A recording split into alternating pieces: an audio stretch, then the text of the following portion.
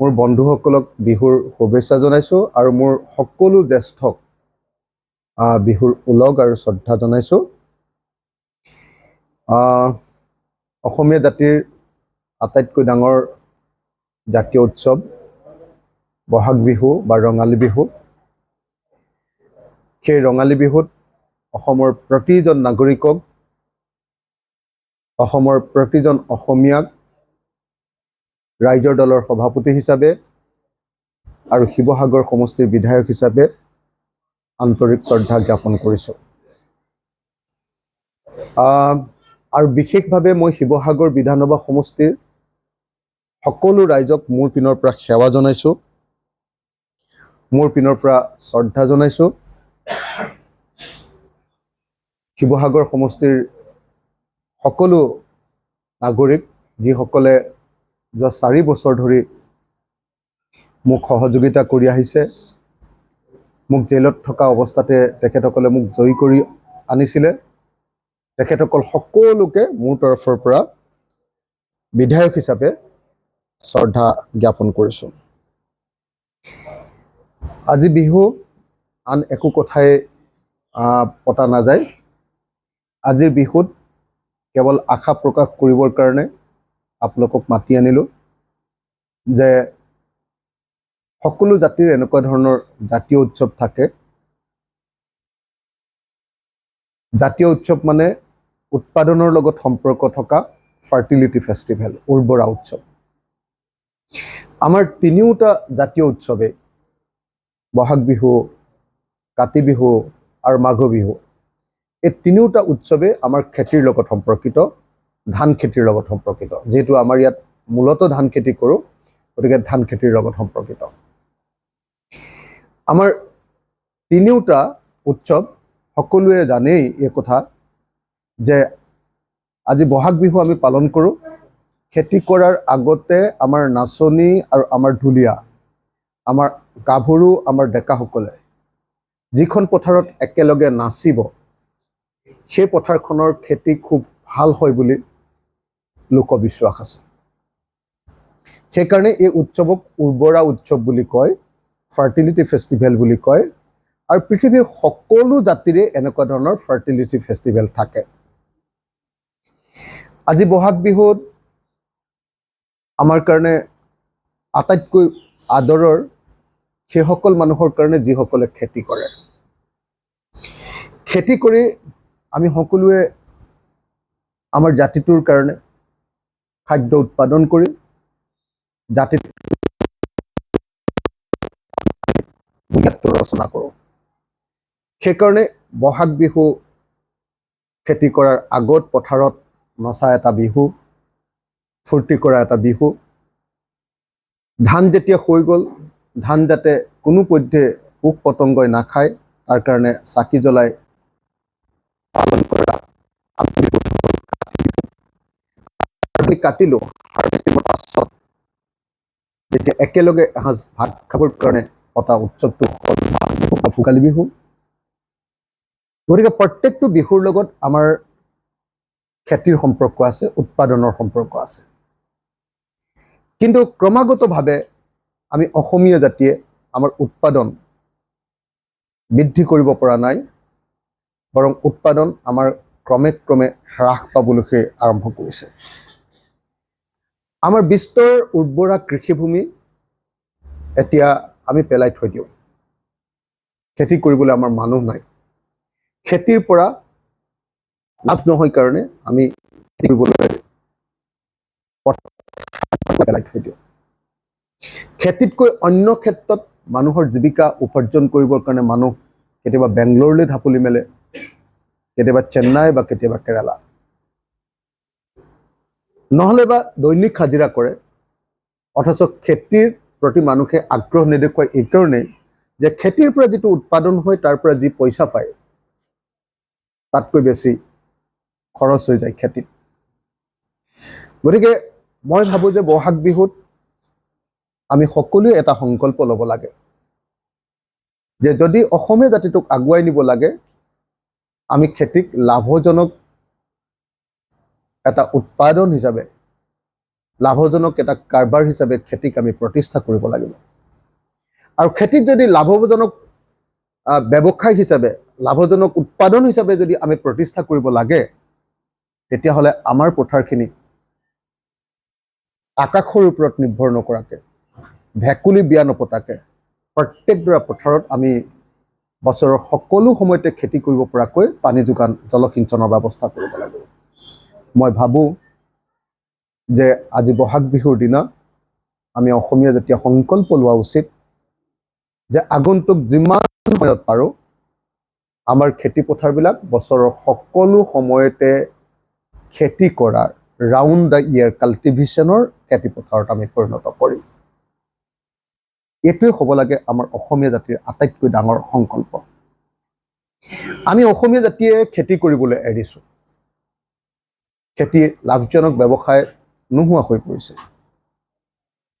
খেতিলৈ আকৌ মানুহবিলাকৰ মনবিলাক কেনেকৈ ঘূৰাই আনিব পাৰে তাৰ কাৰণে কৰিবলগীয়া যিকেইটা মূল কাম প্ৰথম কথা ভেকুলীৰ বিয়া পতাৰ ওপৰত খেতি নিৰ্ভৰ কৰি থাকিলে আকাশৰ পানীৰ ওপৰত খেতি নিৰ্ভৰ কৰি থাকিলে আমাৰ খেতি কেতিয়াও উন্নত নহয় গতিকে অসমৰ প্ৰত্যেকডৰা পথাৰত পানী যোগান আৰু সেই পথাৰ যাতে বানপানী আৰু গৰাখহনীয়াই উটাই লৈ যাব নোৱাৰে তাৰ পাৰ্মানেণ্ট স্থায়ী ব্যৱস্থাপনা এটা কৰাটো আমাৰ প্ৰত্যেকজন মানুহৰ প্ৰত্যেকজন অসমীয়াৰ সংকল্প হোৱা উচিত আৰু চৰকাৰৰ সেইটোৱে সংকল্প হোৱা উচিত ইয়াৰ বিপৰীতে চৰকাৰে কিন্তু অসমীয়া মানুহবিলাকক এলেহুৱা কৰিবৰ কাৰণেহে কাম কৰিছে চৰকাৰে চাউল দিয়াৰ ব্যৱস্থা চৰকাৰে কেতিয়াবা সূতা কম্বল আঁঠুৱা কেতিয়াবা চাউল কেতিয়াবা অৰুণোদয় কেতিয়াবা 10,000 টকীয়া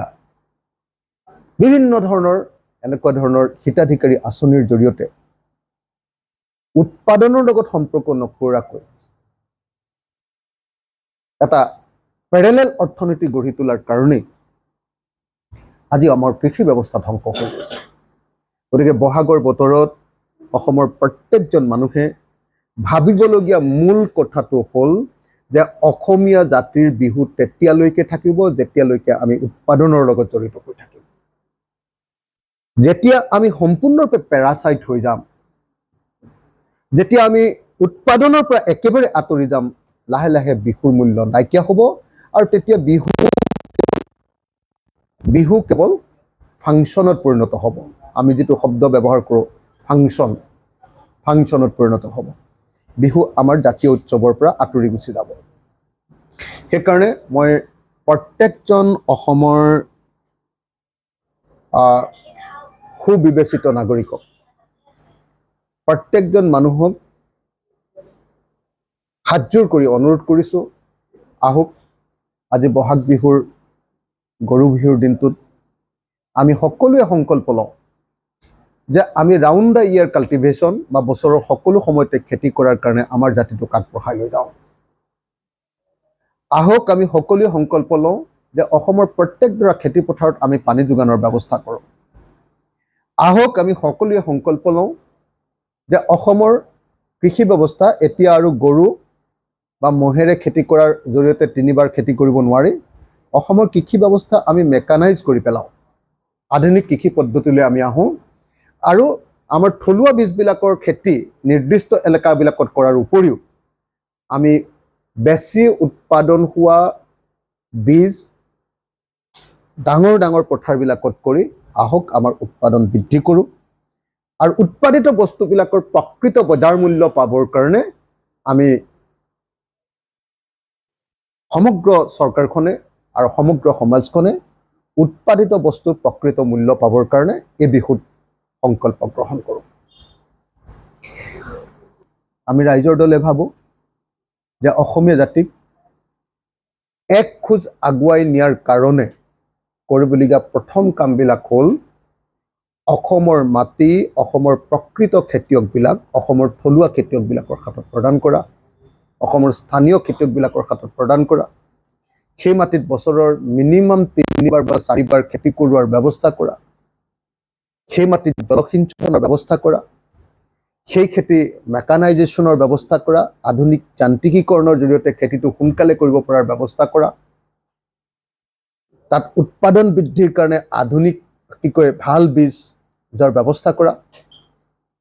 তাৰ উপৰিও আকৌ আমাৰ জহা, আমাৰ বৰা, এই যিবিলাক স্পেচিয়েল খেতি, সেই খেতিবিলাক আকৌ বেলেগকৈ ৰাখি তাৰ দাম পাব পৰাৰ ব্যৱস্থা কৰা, স্পেচিয়েল কাল্টিভেশ্যন হিচাপত আমি। আৰু বজাৰখন যাতে অসমৰ মানুহৰ হাতত থাকে, পথাৰো আমাৰ, বজাৰো আমাৰ, অম্বিকাগিৰি ৰায়চৌধুৰী। আজি কিন্তু অসমৰ বজাৰখন সম্পূৰ্ণৰূপে অনলাইনৰ হাতলৈ গুচি গ'ল, আমাজন কোম্পানী বা ফ্লিপকাৰ্টৰ হাতলৈ। আজি অসমৰ দ্বিতীয় বজাৰখন গুচি গ'ল শ্বপিং মলবিলাকৰ হাতলৈ। আজি অসমৰ তৃতীয় আটাইতকৈ ডাঙৰ বজাৰখন মাৰোৱাৰী বনিয়াসকলৰ হাতত আছে। অসমৰ স্থানীয় মানুহৰ হাতত, অসমৰ থলুৱা মানুহৰ হাতত অকণমানো বজাৰ নাই। আমি এতিয়া কেৱল এটা ক্ৰেতা জাতি, আমি অকল কাষ্টমাৰ, আমি অকল কিনো। যাৰ ফলস্বৰূপে কি হৈছে, যেতিয়া উৎপাদন নাথাকিব আৰু অকল কিনিবৰ কাৰণে মানুহবিলাক আমি দৌৰি ধাপৰি থাকিম, আৰু চৰকাৰে উৎপাদন কৰাৰ ব্যৱস্থা গ্ৰহণ কৰাৰ পৰিৱৰ্তে মানুহক কেৱল ক্ৰেতা কৰিবৰ কাৰণে ব্যৱস্থা ল'ব, উৎপাদনমূলক কোনো কামৰ লগত মানুহক জড়িত নকৰিব, তেতিয়া মূল্য বৃদ্ধি হোৱাটো খাটাং। যি কাৰণত আমি দেখিছোঁ যে বহাগত আজি মূল্য বৃদ্ধিয়ে আমাক বিধ্বস্ত কৰি পেলাইছে। সেইকাৰণে আজিৰ এই বহাগৰ গৰু বিহু দিনটোত মই অসমৰ সকলো মোতকৈ বয়োজ্যেষ্ঠ অসমৰ মানুহক মোৰ শ্ৰদ্ধা জনাইছোঁ, আন্তৰিকভাৱে শ্ৰদ্ধা জনাইছোঁ, সেৱা জনাইছোঁ। মোৰ বন্ধুসকলক বিহুৰ ওলগ জনাইছোঁ, বিহুৰ শুভেচ্ছা জনাইছোঁ, আৰু মোতকৈ কনিষ্ঠসকলক সকলোকে বিহুৰ ওলগ জনাইছোঁ। কিন্তু বিহুত এটা বহাগৰ সংকল্প ল'ব লাগিব, আমি বসন্তৰ এটা সংকল্প ল'ব লাগিব যে অসমীয়া জাতিটোক এনেকৈ আমি অনুৎপাদনশীল জাতিলৈ আৰু আগবঢ়াই নিদিওঁ, ইয়াক এটা উৎপাদনশীল জাতিলৈ আমি আগবঢ়াই দিম। বছৰৰ সকলো সময়তে খেতি কৰা এটা জাতিত আমি পৰিণত কৰিম। আমি ক্ৰেতা জাতি, অকল কিনা জাতিত পৰিণত নকৰোঁ, কনজিউমাৰ জাতিত আমি পৰিণত নকৰোঁ, আমি উৎপাদন কৰা প্ৰডিউচাৰ জাতিত পৰিণত কৰিম।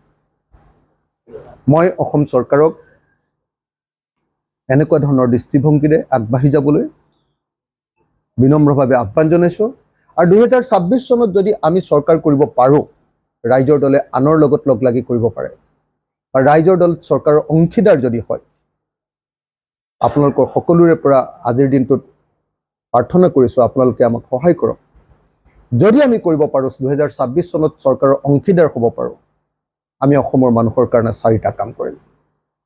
1 নম্বৰ, অসমৰ পথাৰবিলাকত উৎপাদন বছৰৰ সকলো সময়তে কৰাৰ ব্যৱস্থা কৰিম।